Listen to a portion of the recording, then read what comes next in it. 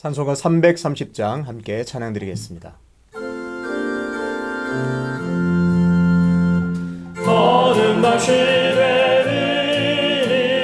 내 집은 지켜서 찬이슬 맺힐 때에 일찍 일어나 해 돋는 아침부터 힘써서 일하라. 일할 수 없는 날이 속히 오리라. 어둠 밤 시되리니 내 집은 지켜서 일할 때 일하면서 놀지 말아라. 낮에는 수고하라. 쉴 때도 겠네. 일할 수 없는 밤이 속히 오리라. 어두운 밤 시되리니 내 집은 지켜서 지는 해 비킨 곁에 힘써 일하고 그 빛이 하여서 어둡게 되어도 할 수만 있는 대로 힘써 일하라.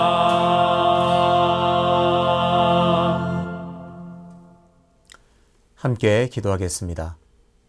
아버지 하나님, 은혜를 감사합니다. 오늘도 놀라운 은혜로 우리를 이끌어 주시고 생명 부어 주셔서 하나님을 찬송하게 하시니 감사합니다. 우리가 드리는 모든 고백과 찬양을 기쁘게 받아 주시어서 우리의 걸음걸음마다 하나님을 기억하고 찬양하는 그 소리를 통하여 하나님의 이름이 높이 들려지는 은혜를 허락하여 주시옵소서.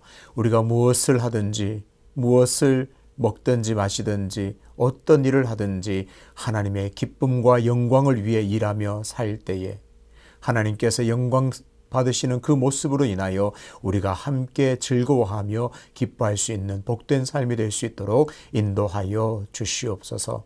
코로나 때문에 여전히 힘든 가운데 있지만 늘 순간순간마다 우리를 도우시고 우리에게 힘주심으로 말미암아 우리가 늘 승리하는 삶을 살 수 있도록 인도하여 주시옵소서.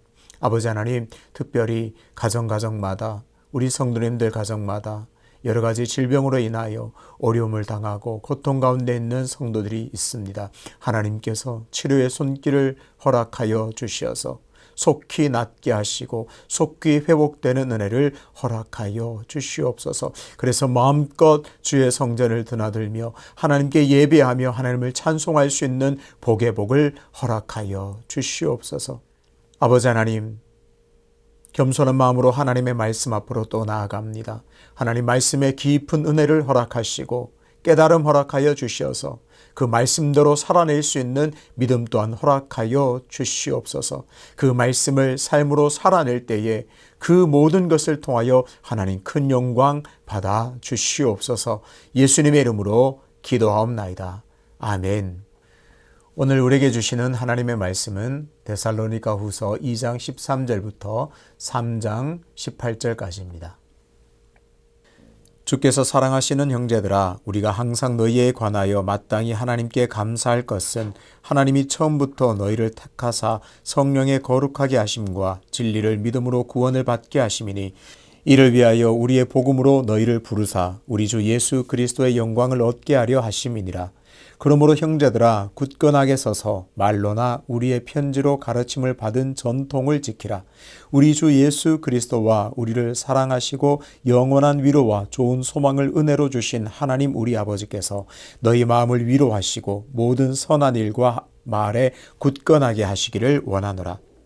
끝으로 형제들아, 너희는 우리를 위하여 기도하기를 주의 말씀이 너희 가운데서와 같이 퍼져나가 영광스럽게 되고 또한 우리를 부당하고 악한 자들에게서 건지시옵소서 하라. 믿음은 모든 사람의 것이 아니니라. 주는 미쁘사 너희를 굳건하게 하시고 악한 자에게서 지키시리라. 너희에 대하여는 우리가 명한 것을 너희가 행하고 또 행할 줄을 우리가 주 안에서 확신하노니 주께서 너희 마음을 인도하여 하나님의 사랑과 그리스도의 인내에 들어가게 하시기를 원하노라. 형제들아, 우리 주 예수 그리스도의 이름으로 너희를 명하노니 게으르게 행하고 우리에게서 받은 전통대로 행하지 아니하는 모든 형제에게서 떠나라. 어떻게 우리를 본받아야 할지를 너희가 스스로 아나니 우리가 너희 가운데서 무질서하게 행하지 아니하며 누구에게서든지 음식을 값없이 먹지 않고 오직 수고하고 애써 주야로 일함은 너희 아무에게도 폐를 끼치지 아니하려 함이니 우리에게 권리가 없는 것이 아니요 오직 스스로 너희에게 본을 보여 우리를 본받게 하려 함이니라. 우리가 너희와 함께 있을 때에도 너희에게 명하기를 누구든지 일하기 싫어하거든 먹지도 말게 하라 하였더니 우리가 들은즉 너희 가운데 게으르게 행하여 도무지 일하지 아니하고 이 일을 만들기만 하는 자들이 있다 하니 이런 자들에게 우리가 명하고 주 예수 그리스도 안에서 권하기를 조용히 일하여 자기 양식을 먹으라 하노라. 형제들아, 너희는 선을 행하다가 낙심하지 말라. 누가 이 편지에 한 우리 말을 순종하지 아니하거든 그 사람을 지목하여 사귀지 말고 그로 하여금 부끄럽게 하라. 그러나 원수와 같이 생각하지 말고 형제같이 권면하라. 평강의 주께서 친히 때마다 일마다 너희에게 평강을 주시고 주께서 너희 모든 사람과 함께 하시기를 원하노라. 나 바울은 친필로 문안하노니 이는 편지마다 표시로서 이렇게 쓰노라. 우리 주 예수 그리스도의 은혜가 너희 무리에게 있을지어다. 아멘. 일마다 때마다 주시는 평강이라는 제목으로 말씀을 전하겠습니다. 제가 어릴 때 북부교회라는 큰 교회가 있었습니다. 그 교회 앞쪽 건물 2층이 이단의 건물이었습니다. 바로 다미선교회였습니다. 다미선교회에 대해서는 지난주 토요일 새벽 예배에서 김영걸 목사님께서 잘 설명해 주셨습니다. 다미선교회 건물 앞에서 함께 신앙생활하던 우리 친구들, 선후배들이 3, 4모 모여서 그 건물 앞에서 복음성가를 줄기차게 불렀습니다. 볼 때마다 생각날 때마다 그 건물을 지날 때마다 불렀던 기억이 있습니다. 가사가 누가 아는가 주님이 오실 그날을. 가사가 이렇습니다. 누가 아는가 주님이 오실 그날을. 주님이 오실 그날을 아무도 모르고 주님이 오실 그때를 누구도 모르나 주님이 오실 그날을 나는 기다린다. 그 노래를 그렇게 불렀던 것은 잘못된 신앙을 가지고 있는 사람들에게 성경적인 가사로 항의도 하면서 그들이 바른 길로 돌아오기를 간절한 마음을 담아서 그렇게 불렀던 기억이 있습니다. 데살로니가 교회는 문제가 있었습니다. 종말론에 대한 잘못된 이해 때문에 여러 가지 문제가 발생했습니다. 그래서 바울은 강한 어조로 명령합니다. 3장 6절입니다. 게으르게 행하고 우리에게서 받은 전통대로 행하지 아니하는 모든 형제에게서 떠나라. 강한 어조로 바울은 말하고 있습니다. 떠나라는 말은 말 그대로 하면 거리를 두라는 말입니다. 피하라는 말입니다. 거리 두기라는 용어가 우리에게 이제 많이 익숙해졌습니다. 코로나 확산을 방지하기 위해서 철저하게 거리를 두고 있습니다. 그것처럼 게으르게 행하고 전통을 따르지 않는 자들과 철저하게 거리를 두라고 그렇게 명령하고 있습니다. 상종하지 말고 피하라고 바울은 강력하게 권면하고 명령합니다. 그렇다면 바울이 그토록 멀리하고 또 거리를 두고 피해야 하는 이들은 도대체 어떤 사람들일까요? 이들은 바로 데살로니가 교회의 문제와 직결되어 있습니다. 그리스도인이라면 누구나 예수 그리스도의 성육신, 고난과 죽음, 부활을 믿습니다.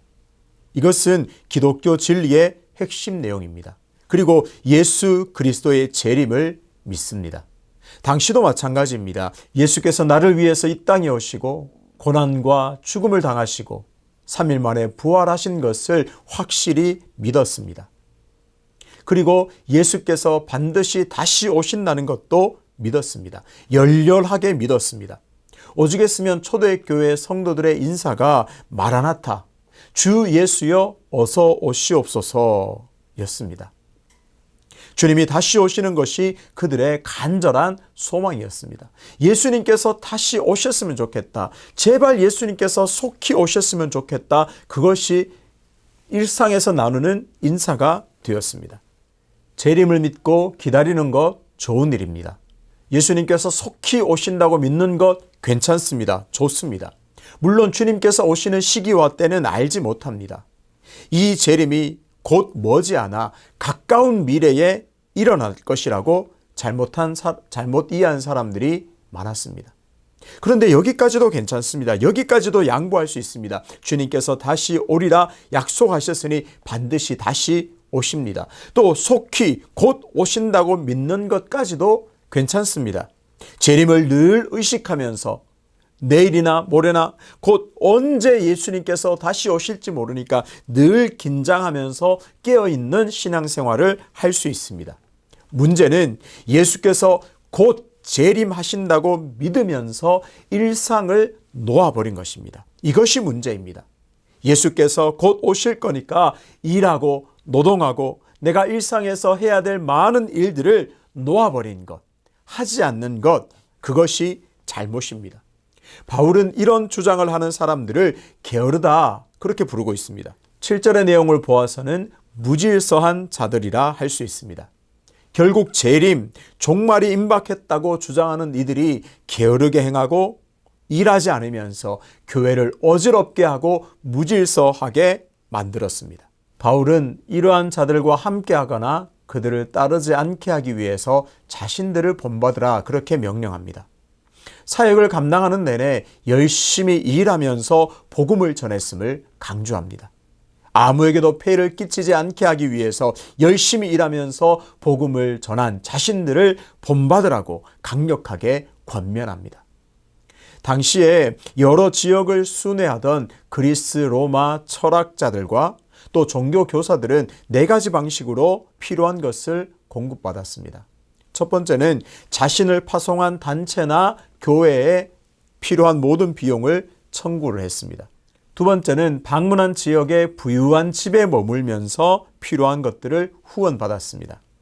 세 번째는 국어를 통해서 필요한 경비를 충당했습니다. 네 번째는 직접 일하면서 비용을 준비하고 마련했습니다.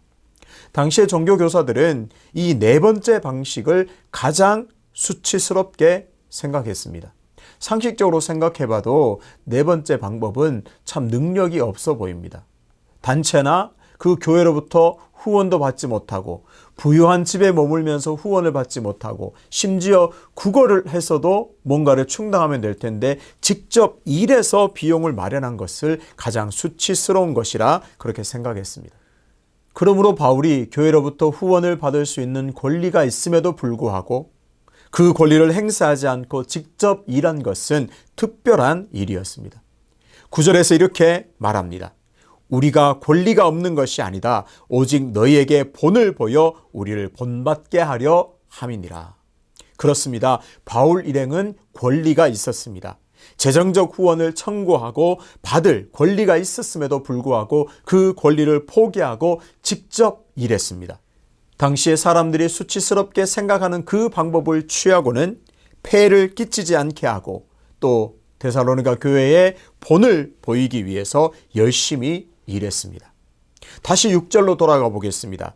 이런 바울의 가르침과 본을 무시한 채 재림이 임박했다는 것을 핑계로 일하지 않는 게으르고 무질서한 사람이 데살로니가 교회에 있었습니다. 그러니 그들과 거리를 두라고 강력하게 말하고 있습니다.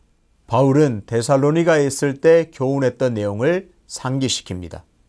일하기 싫어하는 자는 먹지도 말라. 바울과 동력자들이 먼저 본을 잘 보여주었습니다. 바울은 현실에 안주하지 않았습니다. 그렇다고 해서 미래만 바라보지도 않았습니다. 그래서 바울은 데살로니가 교회 성도들 중에서 종말론에 대해서 잘못 오해하면서 잘못된 생활 양식을 보이는 자들을 엄중히 꾸짖고 있습니다. 그들에게 말합니다. 조용히 일함으로 자기 양식을 먹으라. 그렇게 말합니다. 올바른 종말론을 가지고 바울의 본을 따라 성도의 삶을 살라고 권면하는 것으로 이해할 수 있습니다. 이렇게 바울은 종말론을 올바르게 이해할 것을 간절한 마음으로 권면합니다. 그리고 그 권면할 때에 원리를 알려준 다음에 데살로니가 교회 성도들을 위해서 간절히 축복합니다. 16절입니다. 평강의 주께서 친히 때마다 일마다 너희에게 평강을 주시고 주께서 모든 사람과 함께 하시기를 원하노라. 이 부분은 데살로니가에 보내는 편지 전체의 마지막 인사로 볼 수 있습니다. 동시에 바로 윗부분인 마지막 강력한 권면과 연결지어 볼 수도 있습니다. 16절에서 주목해야 할 부분은 하나님께서 평강을 언제 주시는가입니다. 하나님께서 평강을 어떻게 주시는가입니다. 바울은 간절하게 축복합니다. 어떻게요? 평강을 주시되, 하나님께서 평강을 주시되 때마다 일마다 주시기를 간구합니다. 이 말을 직역하면 모든 것을 통해 모든 방식 안에서가 됩니다. 이것은 시간의 측면과 생활의 영역 측면 모두를 가리킵니다. 하나님께서 평강을 주시되 끊이지 않고 지속적으로 주시기를 기도합니다. 또한 삶의 모든 영역에서 빠짐없이 주시기를 바라는 그런 내용입니다. 좀 단순하게 보겠습니다. 언제 우리는 평강을 누릴 수 있나요? 오늘 3장 6절부터 18절의 흐름을 다시 한번 짚어보겠습니다. 재림이 곧 임할 것이라고 주장하면서 그것을 핑계로 일하지 않는 사람들에게 일하지 않으려면 먹지도 말라고 엄히 명령했습니다. 그 흐름을 그대로 이어서 오늘 축복의 내용을 보자면 어떻게 되나요? 자기의 일을 충실히 할 때, 그렇게 일하는 때마다 하나님께서 평강을 주시는 줄로 믿습니다. 하나님께서 우리에게 주어진 일하는 그 때마다 하나님께서 우리에게 평강을 주십니다. 우리는 여기서 기억해야 합니다. 평강은 기도할 때만 임한다든지, 우리가 예배할 때만 임한다든지, 우리에게 주어진 공적인 그런 신앙생활을 할 때만 주어지는 것이 아니라 우리에게 주어진 일을 묵묵히 성실하게 진실되게 감당해 나갈 때, 그때에 하나님께서 평강을 주심을 우리는 꼭 기억해야겠습니다. 김동건 교수가 쓴 빛, 색깔, 공기라는 책에는 암으로 곧 세상을 떠나야 하는 아버지와의 의미 있는 깊은 대화들이 담겨 있습니다. 언제 숨을 거둘지 모르는 신학자인 아버지가 신학자인 아들에게 부탁을 합니다. 아들아, 서재에 가면 그 신학책 하나 있을 거야. 하나 좀 가져다 다오. 아들의 표정을 상상해 보면 이제 언제 돌아가실지 모르는 이 상황에서 무슨 책을 보시는가 할 것 같습니다. 아들인 김동건 교수는 아버지의 말대로 책을 가져다 드립니다. 그런 아들의 모습을 보면서 아버지가 말합니다.